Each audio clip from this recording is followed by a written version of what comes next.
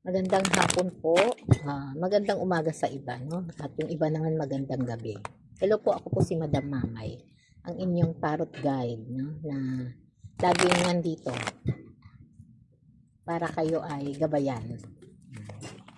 Parang may nasasagap tayong enerhiya, no? Yung enerhiya na parang matagal ng break, matagal ng wala. Pero, no? Matagal nang wala pero parang may connection pa kayo. No?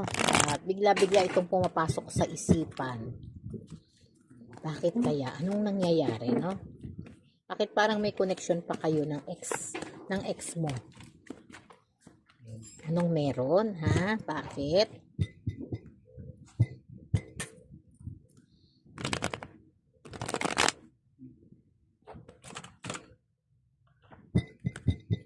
Oo, ikaw yun. Manood ka muna at makinig, ha? Para malaman mo kung bakit.